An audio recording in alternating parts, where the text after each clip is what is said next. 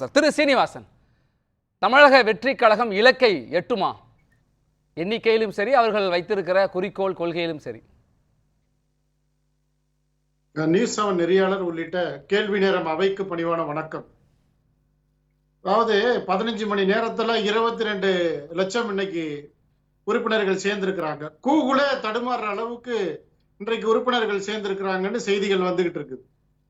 அது ஒரு மகிழ்ச்சி. அது விஜய் அவர்கள் ஒரு நல்ல அரசியல் சிந்தனையோடு களத்திற்கு வந்திருப்பது, அவர்களை நம்பி தொண்டர்கள் இணைவது என்பது வரவேற்கிறது, வாழ்த்துக்கள். அது ஒரு புறம் இருந்தாலும் கூட இந்த இளைஞர்களுக்கு எந்த மாதிரியான ஒரு நோக்கத்தை அவர் உருவாக்க போகிறார், இந்த இளைஞர் சமுதாயத்திற்கு எந்த விதமான உறுதிப்பாட்டை நிலைப்பாட்டை அவர் எடுக்க போகிறார், இந்த திரை பிம்பத்தை மட்டும் வைத்துக்கொண்டு இவர் திரையில் செய்த அந்த காட்சிகளை மையமாக வைத்து இளைஞர்களுடைய மனதை கவருவது எந்த வகையிலும் அது பொருத்தமாக இருக்காது.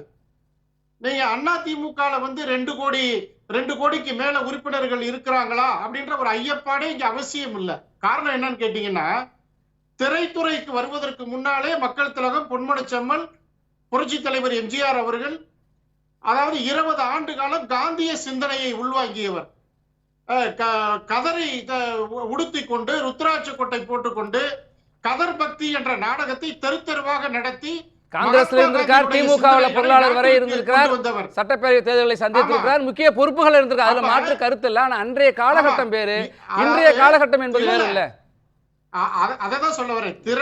திரை பிம்பத்தை வச்சு என்னை நம்பி கெட்டவர்கள் யாரும் இல்லை, நம்பாமல் கெட்டவர்கள் இருந்தால் அதற்கு நான் பொறுப்பும் இல்லை என்ற ஒரு வசனத்தின் மூலமாக மக்கள் மனதை கவர்ந்தவர், மக்களுக்கு நம்பிக்கையை திரையில் ஊட்டியவர்.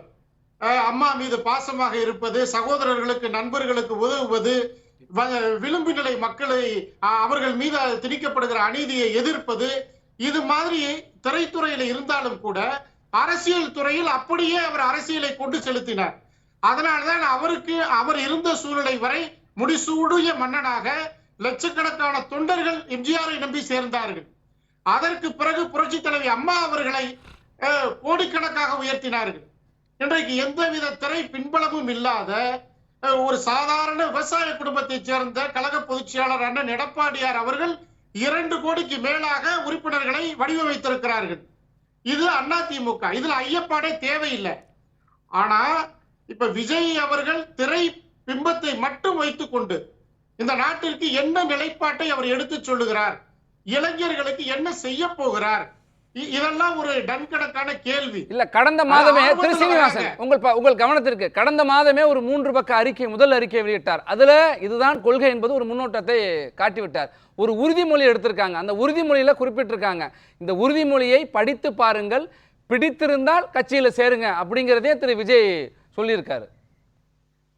சார், இன்னைக்கு இருக்கிற வசதி வாய்ப்புகள், இந்த நூற்றாண்டுல கிடைத்திருக்கிற வசதி வாய்ப்புகள், எல்லாரும் அனுபவிக்கிற சாதாரண எல்லா அடிப்படை கட்டமைப்புகளும் பல்வேறு தலைவர்கள், அதிமுக தலைவர்கள் எல்லாம் சேர்ந்து அடிபட்டு மிதிப்பட்டு இன்னைக்கு இந்த சமூகத்திற்கு விஞ்ஞான வெளிச்சத்தை கொடுத்திருக்கிறது.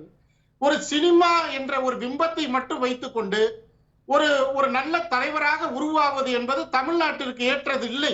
இன்னும் சொல்ல போனீங்கன்னா, தமிழ்நாட்டு மக்கள் அறிவு சார்ந்த மக்கள். அதாவது உறுப்பினரா சேருவாங்க, அதெல்லாம் வேற. ஆனா அரசியல் தலைவரா ஏற்றுக்கொள்ளுவாங்களா? இதெல்லாம் ஒரு தமிழக மக்கள் 2க்கு ஒரு கோடு வச்சிருக்கிறாங்க. திரையில இருக்கிற நாயகனை ரசிப்பாங்க. ஆனா அரசியல் தலைவர்கள் பல்வேறு தியாகம் செய்யணும், கஷ்டப்படணும், மக்களுக்கு பல்வேறு கருத்துக்களை கொடுக்கணும், திட்டங்களை கொடுக்கணும், இப்படி எல்லாம் தலைவர்களை இருக்கணும்னு தமிழ்நாட்டு மக்கள் எதிர்பார்ப்பாங்க. இவர் எதை முன்னிறுத்த போறாரு தமிழ்நாட்டு அரசியல்?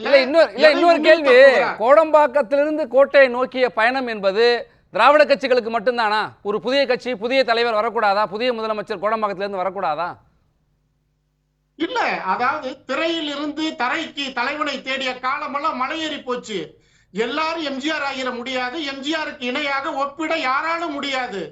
இன்னைக்கு நிறைய திரைப்படத்திலிருந்து நிறைய தலைவர்கள் உருவானாங்க. ஆனா சீட்டு கட்டா போயிட்டாங்க, சரிஞ்சு போயிட்டாங்க. யாரும் நிலையான தலைவர் இல்ல, எக்ஸப்ட் கேப்டன் விஜயகாந்த் தவிர. எதிர்கட்சி வருஷம் வரைக்கும் போனாரு. அதற்கு பிறகு எந்த திரை பிம்பங்களும் தமிழ்நாட்டுல கோலோச்ச முடியல. அதற்கு நிறைய உழைக்கணும். எல்லாரும் புரட்சி தலைவர் எம்ஜிஆர் ஆகிட முடியாது, எல்லாரும் முதலமைச்சர் அம்மா ஆகிட முடியாது, இதுதான் நிலைப்பாடு.